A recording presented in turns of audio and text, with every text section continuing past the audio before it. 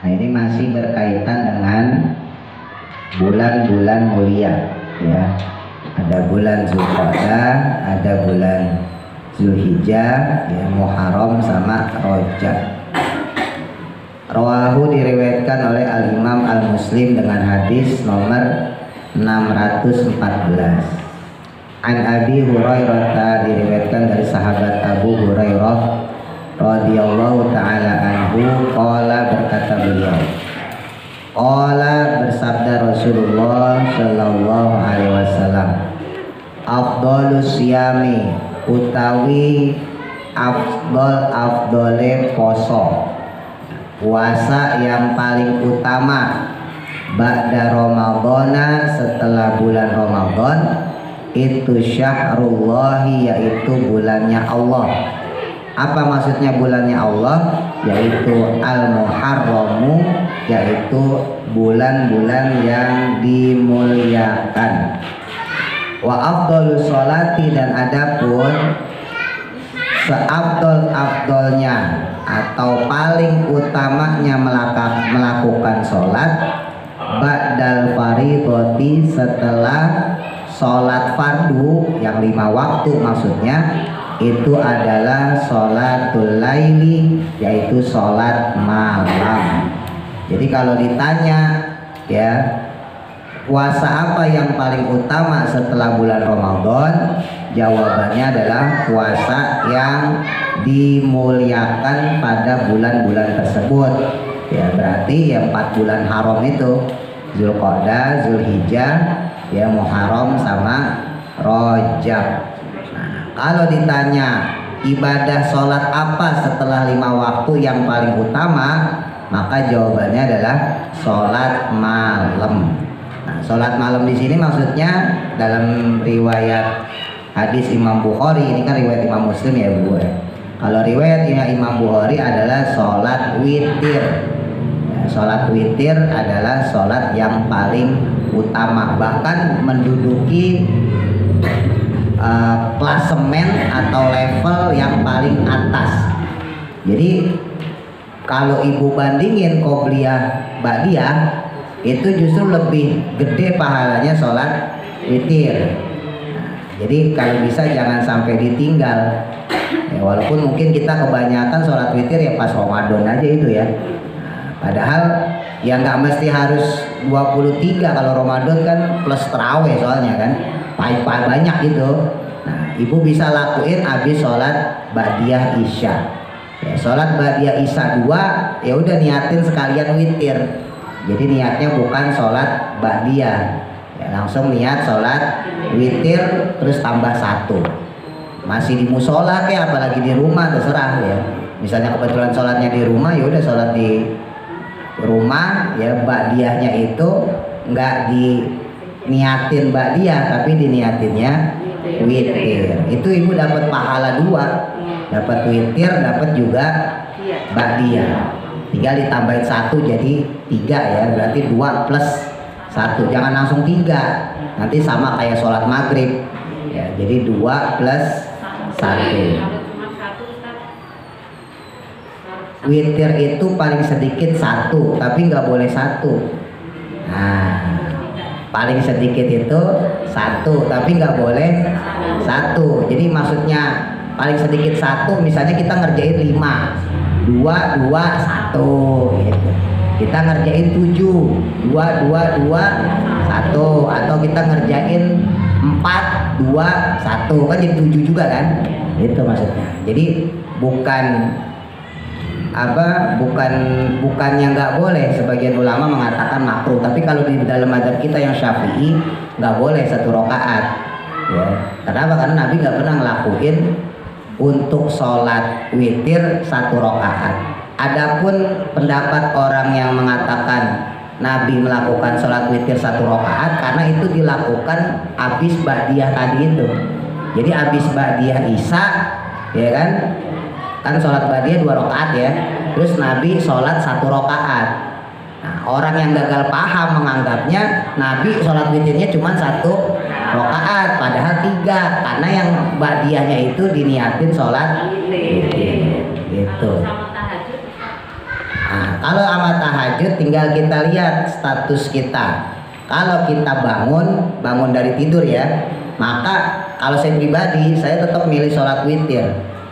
Jadi kita sholat witirnya kita banyakin. Misalnya kita sholat witir 5 rakaat ya, 2 tambah 1 dibanding kita sholat tahajud 2 rakaat plus witir 3, kan jumlahnya sama ya, 5. Itu lebih utama sholat witir gitu. Tapi yang bagus ya tahajud juga, witir juga. Cuman kan model-model kayak kita kan hitung-hitungan ya kan, iya maksudnya gitu. Kalau bicara bagusnya ya kayak ibu sholat terawih tuh ya kan, sholat malamnya 20 plus witirnya 3, witir maksimal 11 ya. Kalau tahajud nggak ada maksimal, nggak ada batasan, ibu mau 100 rakaat ya nggak masalah. Nah makanya pilihan ulama itu ketika dia bangun tidur ya, dia bangun tidur pilih mana, tahajud plus witir atau dijadikan aja witir semua. Maka yang bagus witir aja dijadiin semuanya. Beda halnya ibu belum tidur. Nah, kalau kita belum tidur ya udah tahajud 2 rakaat misalnya ditambahin witir 3 ya. Totalnya sih tetap 5 gitu, cuman niatnya doang yang dibedain gitu. Jadi kalau ditanya bagus mana ya tetap kedudukan witir itu paling utama. Jadi kalau di kitab-kitab fikih kedudukan witir itu sholat yang paling afdol, bahkan melebihi sholat Idul Fitri, Idul Adha ya, melebihi sholat qobliyah ba'diyah, melebihi sholat Idul Fitri, Idul Adha. Jadi kalau antara levelnya gitu ya, levelnya sholat sunnah kalau dibanding-bandingin itu sholat witir paling utama. Nah, karena Nabi itu hampir nggak pernah meninggalkan sholat witir. Tadi caranya ya, cuman memang dulu pernah saya sampaikan pas ngaji kitab Fathul Mu'in itu ada beberapa sahabat yang dia melakukan sholat witir langsung setelah sholat Isya. Di antaranya sahabat-sahabat yang sepuh ya, Sayyidina Abu Bakar, Sayyidina Utsman itu melakukan sholat witirnya langsung setelah sholat Isya. Makanya tadi saya sampaikan, jadi ba'diyahnya itu langsung dipakai niatnya sholat witir, tinggal ditambahin 1. Tapi sahabat-sahabat yang masih muda saat itu seperti Sayyidina Umar, ya Sayyidina Ali, itu sholat witirnya enggak digabung setelah Isya, jadi ntar aja belakangan. Jadi untuk sholat witir itu ada 2 tata cara ya, ada 2 kaifiyah. Bisa langsung setelah sholat Isya, bisa dijeda, bisa pakai tidur, bisa nggak pakai tidur. Beda sama tahajud. Nah, kalau tahajud itu memang harus tidur dulu. Kalau nggak tidur namanya sholat hajat. Nah, itu bedanya ya. Jadi kalau pakai tidur berarti jadi sholat tahajud. Kalau belum tidur ya berarti namanya sholat hajat, sama-sama ya. Nah, tapi kalau untuk witir enggak, witir itu ya mau pakai tidur nggak pakai tidur jadi dia mau, yang penting dilakukan setelah sholat Isya ya. Nah makanya dulu pernah saya sampaikan sebetulnya kalau kayak ibu-ibu, nanti saya juga bakal gitu kalau udah tua ya. Saya nanti kalau udah umur 50-an, bu, ini kan masih muda sekarang ya. Nanti saya bakalan sholat witir tuh habis Isya langsung. Ntar kalau udah 50-an ya. Kalau muda kan masih bisa bangun malam ya, maksudnya gitu. Nah itu usahain jangan sampai ketinggalan sholat witir ya. Jadi caranya gimana supaya nggak capek ya, tadi tuh habis sholat Isya ya langsung aja sholat witir, mumpung belum rapi-rapi maksudnya gitu, belum capek, belum sampai ke rumah, belum beres-beres, belum ngelipet mukena, belum ngelipet sejadah kan. Nah ya udah niatin aja usolli sunatan minal witri rakaataini mustaqbilal qiblati dari letala. Karena kita lakukan setelah ba'diyah maka kita dapat 2 pahala. pahala sholat witir sama pahala ba'diyah.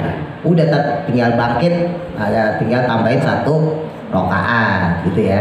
Misalnya sunatan minal witir rakaatan mustaqbilal kiblati adaan lillahi ta'ala. Kalau yang 2 rakaat ini.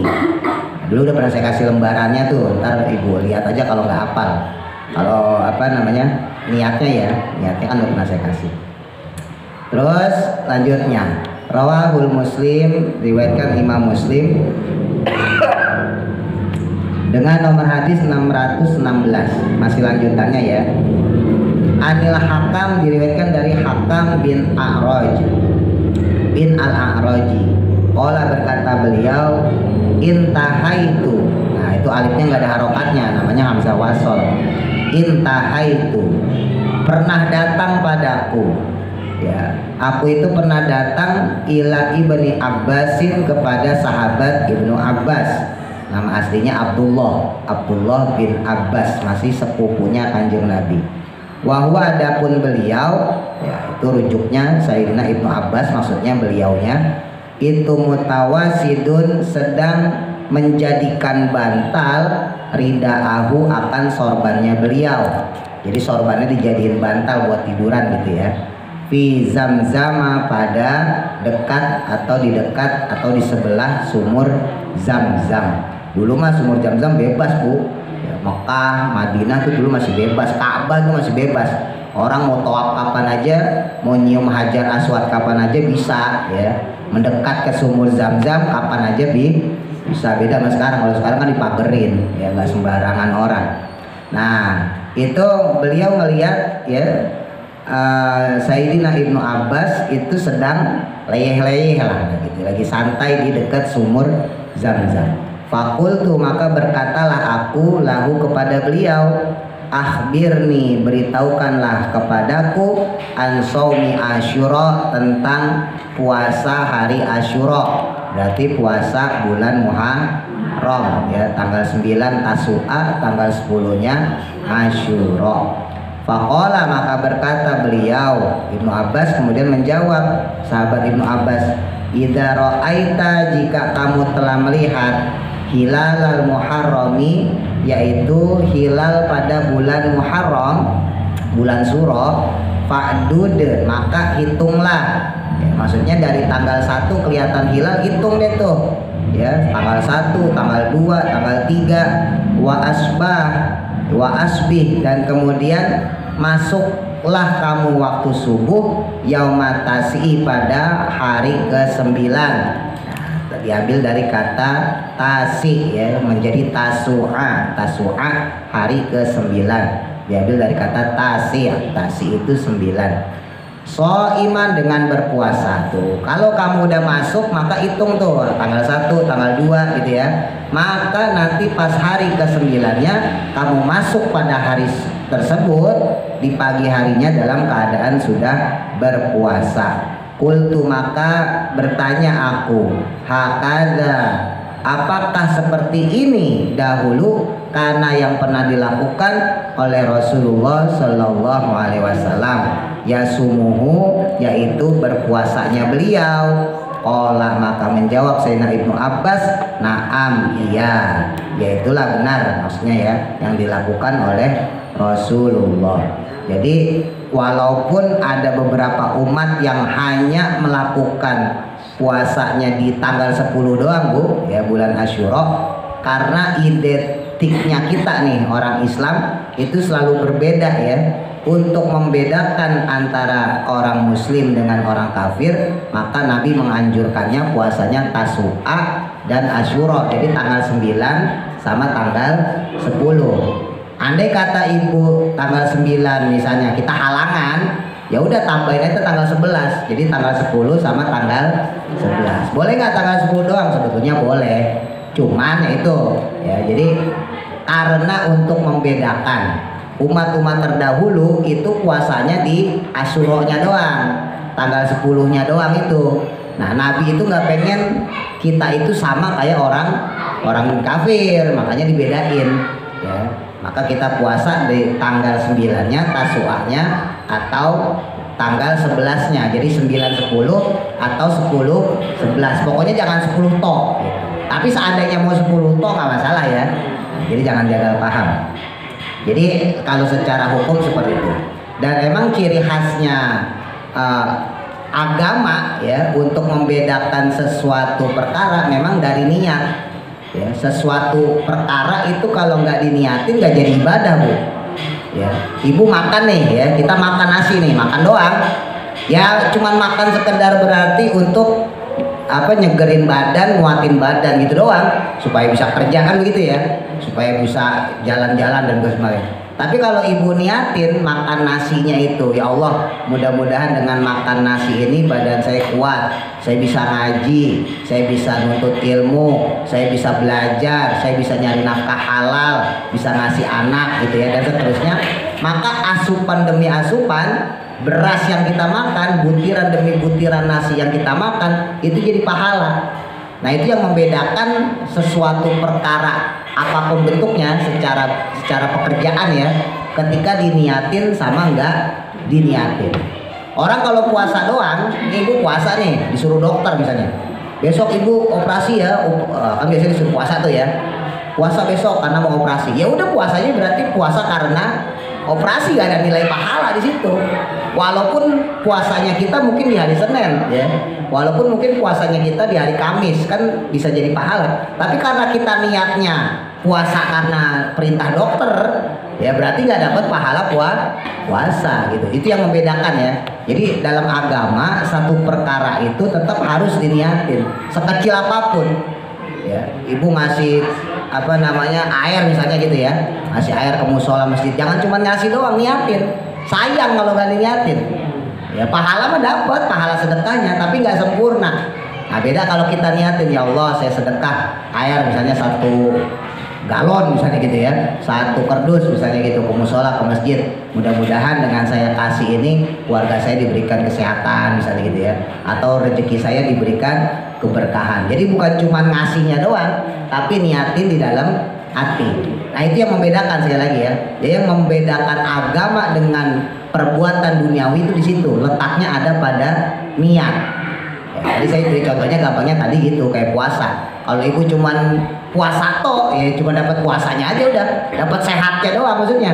Tapi nggak dapat nilai ibadah. Tapi kalau kita niatin, ya Allah saya puasa besok misalnya Tasu'a atau besok Asyura gitu ya, maka bukan cuma dapat sehatnya tapi juga dapat pahalanya gitu.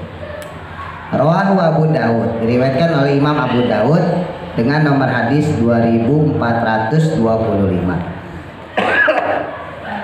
An Abi Qatadah, diriwayatkan dari Imam Abu Qatadah radhiyallahu anhu, anna rajulan, sesungguhnya seorang laki-laki,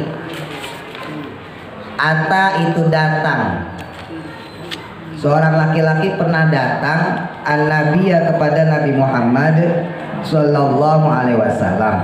Faqala, kemudian berkata beliau, ya Rasulullah, kaifa tasumu, bagaimana engkau berpuasa? Faqadiba, maka kemudian marahlah Rasulullah sallallahu alaihi wasallam min qaulihi, karena sebab ucapannya dia. Falamma ra'a, maka tatkala melihat dalika akan hal tersebut, Umaru, Sayyidina Umar radhiyallahu an, qala, maka berkata Sayyidina Umar, radina billahi robba, kami ridho kepada Allah sebagai Tuhan saya, wabil islami dinan, dan agama Islam sebagai agama saya, wabi Muhammadin, dan bahwasanya Nabi Muhammad itu nabiyan, adalah sebagai nabi saya, nabi kami. Na'udzubillah. Nah ini karena Sayyidina Umar melihat Rasul marah ya. Rasul ditanya habisnya, ya Rasul puasa tuh kayak gimana sih? Kan songong namanya. Nah Rasul tuh sempat buko lah ya, sempat marah. Nah makanya dibaik-baikin sama Sayyidina Umar, radina billahi robba wa bil islami dina gitu. Jadi di alam-alam sama Sayyidina Umar, saya ini ridho sama Allah, saya ini ridho Islam agama saya gitu ya. Naudzubillah, kami berlindung, kata Sayyidina Umar, kepada Allah, min ghadabillahi, dari murkanya Allah, wa min ghadabi rasulihi, dan dari murkanya atau marahnya Rasulnya. Falam yazal, maka tidak henti-hentinya Umar, Sayyidina Umar, yuraddiduha, mengulangi ucapan tersebut. Jadi diulang-ulang aja terus kayak gitu. Ya Allah, saya berlindung pada Engkau dari murka Engkau dan murkanya kekasih Engkau, yaitu Nabi Muhammad. Diulang-ulang ya supaya Nabi Muhammad kagak marah ya. Ya, jadi tersinggung wajar ya. Hatta sakana, sehingga kemudian berhentilah atau redaklah ghadabu Rasulillah, marahnya Rasulullah Shallallahu Alaihi Wasallam. Cuman kan Rasul kalau marah kan kagak mencak-mencak bu, kayak kita ya, mukanya doang merah gitu. Ya kan somong aja, orang lagi ngobrol lah bahasa kayak kita gitu, tiba-tiba ada orang nanya, kaifatasumu, ya Rasul mau puasa kayak gimana? Kan songong namanya. Ya itu. Nah tapi Nabi kan kagak langsung marah-marah, nggak, mukanya doang merah. Tapi Sayyidina Umar tahu nih Nabi marah, ini tersinggung lah bahasa kita itu. Nah makanya di baik-baikin gitu sama Sayyidina Umar. Faqala, maka kemudian berkata Sayyidina Umar, ya Rasulullah. Nah ditanyalah baik-baik, kaifa biman yasumu, kaifa bagaimana ya Rasul, biman dengan orang, yasumu yang dia berpuasa, ad-dahro akan setahun penuh, kullahu semuanya. Qala, berkata Nabi Muhammad SAW, Nabi kemudian menjawab, la soma, yaitu orang tersebut tidak dianggap berpuasa, wala aftara, dan tapi juga tidak dianggap berbuka. Maksudnya bukan sunnah seperti itu yang dianjurkan oleh Rasulullah ya. Jadi maksudnya puasa tiap hari atau puasa shaumud dahr namanya bu ya. Jadi puasa yang nggak pakai buka, setiap hari puasa. Orang kalau emang kuat kayak gitu boleh, tapi itu nggak diajarin sama Nabi Muhammad ya.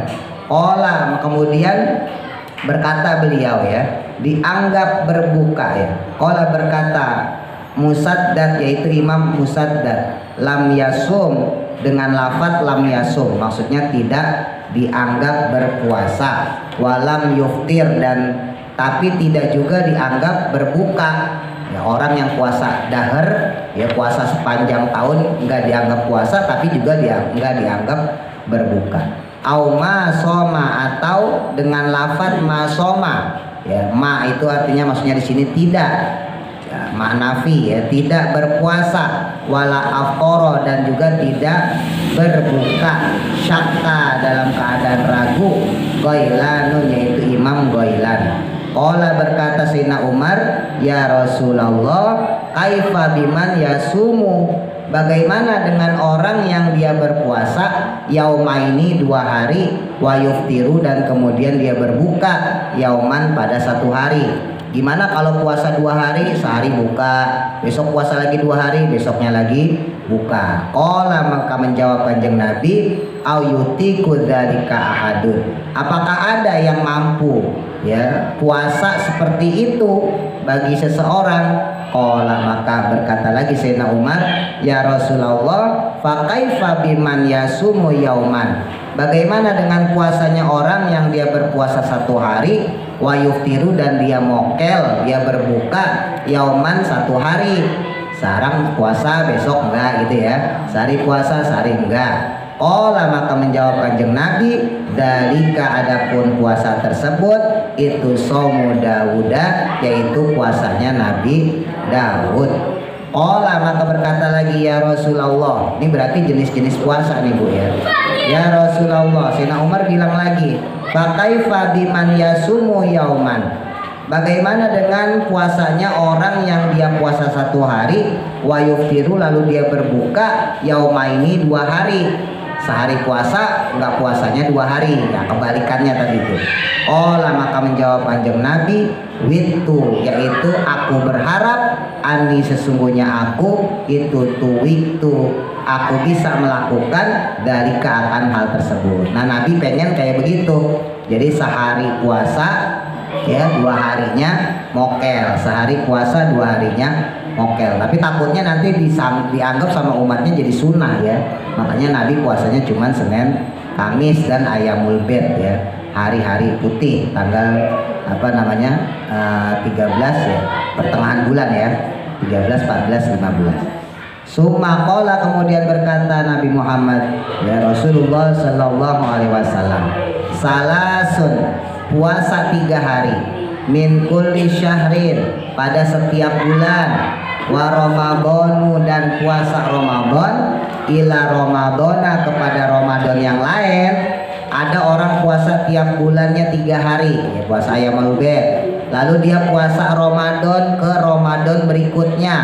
Fahadza, maka adapun ini itu siyamud dahri, berpahala puasa setahun, kulihi, semuanya, setahun penuh tuh.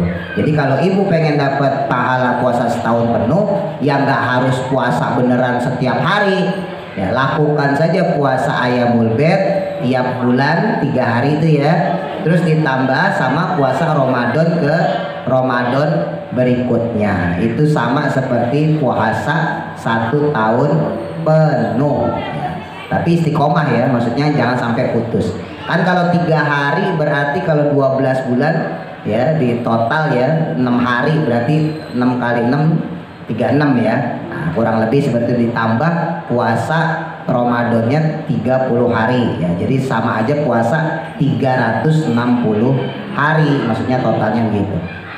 Wasiyamu Arafata, dan kemudian berupayalah kita untuk berusaha melakukan puasa di hari Arafah ya. Arafah berarti tanggal berapa? Tanggal 9 ya, bulan Zulhijjah. Tanggal 10-nya nggak boleh Bu, haram ya, karena tanggal 10-nya kita Idul Adha, nggak boleh. Hari Tasrek 11, 12, 13 juga nggak boleh puasa ya. Tapi kalau tanggal 8, tanggal 9 Tarwiyah sama Arafahnya sunnah ya, apalagi kalau kita nggak melaksanakan apa namanya haji ya. Ini sesungguhnya aku itu ahtasibu, aku mengharapkan alallahi, kepada Allah subhanahu wa ta'ala, ayu kafiro, agar menghapus dosa-dosa asanata setahun, allati qoblahu, yang mana telah dilakukan sebelumnya, wasanata, dan juga setahun, allati ba'dahu, yang dilakukan sesudahnya. Nah itu salah satu apa namanya fadilah puasa Asyura ya. Jadi insya Allah diampunin puasa yang puasa Asyura yang kita lakukan, menjadi kafaroh ya, menjadi pelebur dosa yang telah kita lakukan dan yang akan datang. Wasomu yaumi Asyura, dan adapun berpuasa pada hari Asyura, ini sesungguhnya aku itu ahtasibu, aku berharap Allahi, kepada Allah subhanahu wa ta'ala, ayu kafiro, agar menghapuskan dosa-dosa asanata yang setahun, allati qoblahu, yang mana dilakukan sebelumnya gitu. Jadi ini tadi disebutin sama Nabi tentang jenis-jenis puasa ya. Adapun puasa-puasa yang ibu kenal secara adat ya, kan zaman dulu orang tirakatnya puasa Bu ya, macam-macam, ada puasa pati geni ya, ada puasa muting, rokot, macam-macam ya.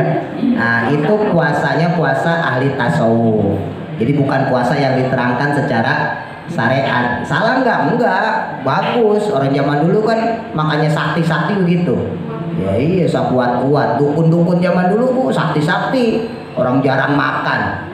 Dukun sekarang doyan duit ya, jadi kagak mandi gitu ya. Makanya saya nggak percaya pada dukun-dukun sekarang. Dukun sekarang doyan duit, doyan perempuan ya kan. Ya, kalau orang zaman dulu, dukun zaman dulu mana ada yang doyan duit ya kan, rambutnya nggak pernah mandi, kucel ya kan, puasa terus gitu. Tapi emang hebatnya orang zaman dulu itu ya, segala jenis puasa itu dijadikan bagian tirakat ya. Tirakat itu apa sih? Tirakat itu taqarrub ilallah. Jadi satu upaya untuk mendekatkan diri kita kepada Allah. Kenapa orang zaman dulu nggak baca Quran ya? Zaman dulu belum ada Quran Bu, susah. Orang baca Quran itu hafalan. Jadi datang ke kiai, ya udah belajar. Mau belajar apa? Quran. Surat apa? Anas. Baca Bismillahirrahmanirrahim. Qul a'udzu birabbil nas gitu. Ntar pulang, besok datang lagi. Belajar apa? Al-Baqarah, Alif Lam Mim gitu. Belum ada Quran kayak sekarang kayak kita. Ya, sekarang mah ibu udah enak banget udah. Ya, kita tinggal beli ke Aceh dapat Quran. Oh zaman dulu nggak bisa kayak gitu, makanya ibadahnya sulit, mau ibadah apaan, ya kan? Mau sholat, zaman perang, ya kan? Kalau kita kan sekarang sholat enak, mau kapan aja, ya, jam 1 masih bisa, jam 2, jam 3 masih bisa sholat. Nah, kalau zaman dulu takut sama orang yang perang, ya, belum lagi takut sama hewan-hewan, namanya orang tinggal di hutan. Nah makanya ibadah yang paling gampang saat itu ya, yang dilakukan oleh orang-orang tua kita, taqarrub ilallahnya, tirakatnya itu yaitu dengan cara puasa. Nah, dan puasa itu paling manjur lah ya, paling ampuh. Dulu guru saya juga bilang gitu, kalau ibu punya satu hajat ya, yaitu puasain. Ya, jadi dipuasain. Misalnya kita pengen anak kita sukses gitu ya, misalnya wah besok tahun ini anak kita wisuda nih gitu, misalnya sarjana gitu ya, mudah-mudahan dapat nilai yang maksimal, ya udah puasain. Atau ibu punya tanah di kampung dijual kok kagak laris-laris misalnya gitu, ya udah puasain, tirakatin. Iya, niatin ya Allah kalau misalnya laris, insya Allah nanti sekian persen saya kasih ke musola misalnya gitu ya. Nah itu ditirakatin, dipuasain. Jadi bukan cuman melakukan ikhtiar secara fisik ya, tapi juga batiniah. Dan itu yang paling kuat sebetulnya. Ya, apalagi orang tua kepada anak, ya, apalagi kita kepada keluarga. Dulu guru saya juga bilang gitu. Orang kalau udah punya anak misalnya, atau misalnya kayak saya punya murid gitu, anak kecil, itu udah separuh wajib Bu, untuk nirakatin itu udah separuh wajib. Iya, maka orang zaman dulu itu anak itu dibetonin puasanya kan. Nah, sekarang enggak, kita orang banyakan makan, dikit-dikit makan. Tapi nggak apa-apa, maksudnya orang zaman dulu tuh begitu. Jadi kebiasaan dekat sama Allahnya ya seperti itu. Kalau sekarang kan kita ibadahnya banyak ya caranya ya. Maksudnya bisa dengan zikir, bisa dengan ngaji begini, bisa dengan sedekah macam-macam. Kalau orang zaman dulu pakai apaan tuh? Sedekah kalau punya duit, ya kan? Mau sholat ya takut. Nah, banyak orang-orang perang ya kan. Makan ya salah satunya yang gampang itu ya tirakat itu. Diam di satu goa gitu ya. Ya puasanya rokot lah, makan hijau-hijauan doang, batang-batangan doang, puasa mutih, ya kan macam-macam kan. Ya bahkan ada yang puasanya cuma minum air doang ya kan.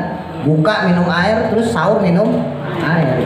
Tapi itu nggak bisa diikutin untuk zaman sekarang, maksudnya ya. Itu boleh nggak masalah kalau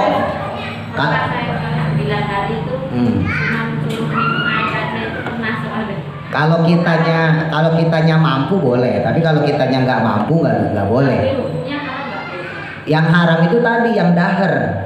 Jadi ibu waktunya buka nih maghrib ya, ini nggak buka. Ya, jadi puasa apa sih kalau langgeng itu loh, puasa model kayak pati geni gitulah. Ngebleng, nah puasa ngebleng. Jadi jatuh harusnya buka ya, harusnya buka nggak makan apa-apa ya udah bablas.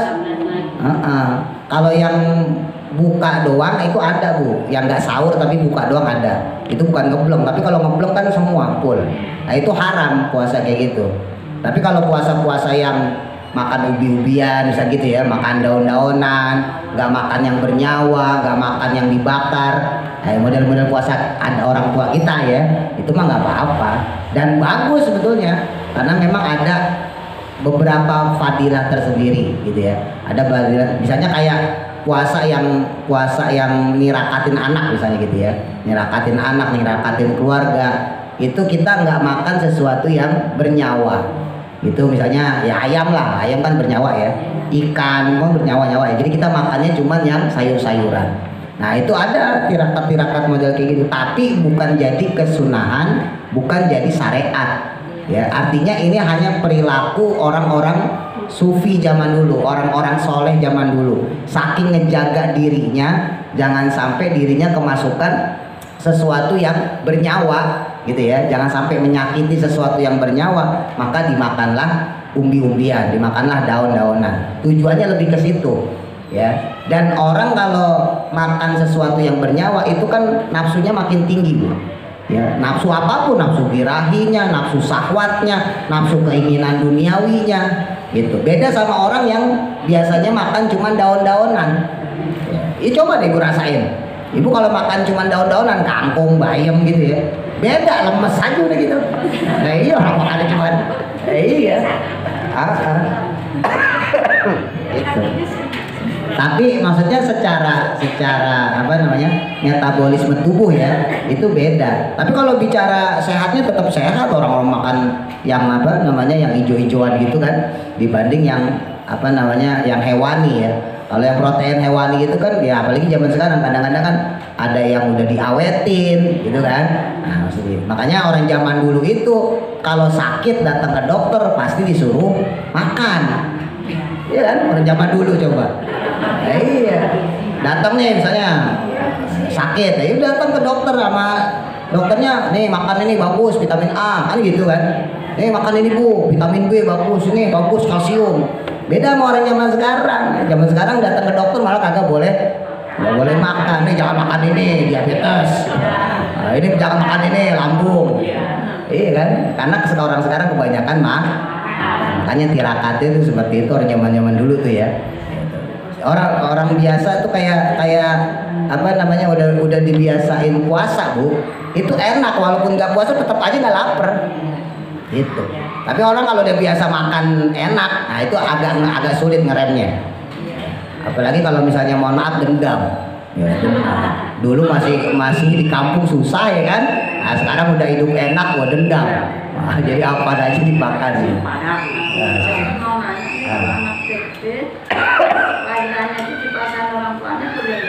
Apa bagus. Jadi puasanya bukan sewaktu-waktu gitu ya. Buat puasa itu doanya pemubaran itu boleh nggak? Ya kalau untuk apa namanya niatnya sih kita niatin puasa dia aja udah. Ya tetap puasanya mah karena Allah ya Bu. Nah, cuman berbarengan dengan wetonannya si anak atau si cucu gitu. Misalnya tiap Kamis Legi misalnya gitu ya. Ya udah kita puasain tiap Kamis Legi. Tapi tetap niatnya mah karena Allah. Jadi ya itu yang tadi saya sampaikan. Jadi bentuk tirakatnya itu, ya bentuk tirakatnya itu dalam rangka kita mohon sama Allahnya itu adalah dengan cara puasa. Dan siapapun mau saudara kita, mau keluarga kita gitu ya. Orang zaman dulu itu hampir semuanya senjatanya itu yang saya tahu itu puasa. Saya berapa kali dapat amalan gitu dari guru saya gitu ya. Buat misalnya buat ngelancarin hafalan gitu kan. Kalau santri kan begitu kan, supaya gampang belajarnya. Itu rata-rata puasa. Puasa sekian hari amalannya ini. Puasa sekian hari amalannya begini. Macam-macam. Rata-rata tuh amalannya puasa. Jadi bukan cuma zikir doang, bukan. Karena orang puasa itu ya paling gampang untuk nyerna sesuatu yang berkaitan sama agama. Makin kosong kita punya perut itu makin gampang cerna Bu. Ya makin fokus gitu. Jadi kalau misalnya nih ibu jajal deh, ibu pagi-pagi nih gitu ya, iseng misalnya gitu ya, pagi iseng-iseng di dagangan apa ibu apalin surat deh yang pendek-pendek aja, yang belum dihafal, Alam Nasroh kayak apa, itu gampang Bu. Kenapa? Karena kalau pagi-pagi kan kita belum pati kenyang ya. Coba ntar udah pulang dagang, nah habis makan, nah udah 2 piring udah nah ibu apalin deh Alam Nasroh itu. Kalau nggak susah sih itu beda loh bener. Iya ngeblank. Kenapa? Karena perutnya udah terisi gitu ya. Ya di situ dulu, mudah-mudahan manfaat. Al-Fatihah. Alhamdulillah.